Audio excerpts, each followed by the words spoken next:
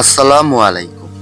সবাইকেই স্বাগতম জানাচ্ছি সানাফ ট্রাভেল ব্লগ থেকে নতুন আরেকটি ইন্ডিয়া ভিসা রিলেটেড ব্লগে। আজ আলোচনা করব, ভারত কি বাংলাদেশি নাগরিকদের জন্য সকল ভিসা বন্ধ করে দিল? ভারত কি আর বাংলাদেশি নাগরিকদের ভিসা দেবে না? আমরা সবাই জানি 5 আগস্টের পর থেকে ট্যুরিস্ট ভিসা বন্ধ করে দেওয়া হয়। অন্য ভিসাগুলো যেমন মেডিকেল ভিসা ও স্টুডেন্ট ভিসা সীমিত পরিসরে চালু ছিল।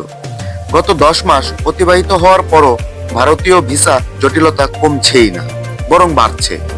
যদিও বেশ কয়েকবার দুই দেশের দ্বিপাক্ষিক আলোচনা হয়েছে, তবুও বাংলাদেশি নাগরিকদের জন্য ভিসা জটিলতা কমছেই না।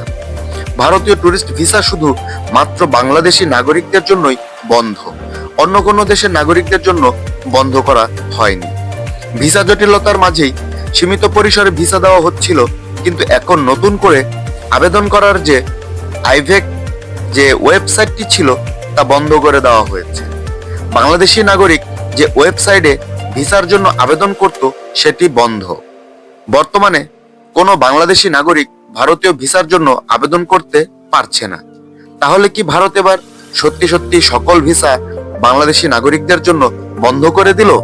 এই প্রশ্ন সবার মাঝে। বর্তমানে আবেদন করার জন্য যে সাইটটি বন্ধ করা হয়েছে তা একেবারে বন্ধ করে দেওয়া হয়নি, এটি সাময়িকভাবে বন্ধ করা হয়েছে।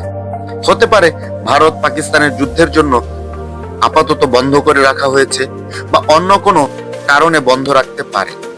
তবে পার্মানেন্ট ভাবে বন্ধ করা হয়নি। যদি পার্মানেন্ট ভাবে বন্ধ করে তাহলে তা হুট করে বন্ধ করতে পারবে না। তার জন্য অনেক নিয়ম আছে যা মেনে বন্ধ করতে হবে। সকল ভিসা প্রত্যাশীদের জন্য একটি বার্তা, যারা ভারতীয় ট্যুরিস্ট ভিসার জন্য অধীর আগ্রহে অপেক্ষা করছেন তাদেরকে বলছি, আগের মতো সহজ উপায়ে ভারতীয় ট্যুরিস্ট ভিসা পাওয়ার চিন্তা করাটা বোকামি।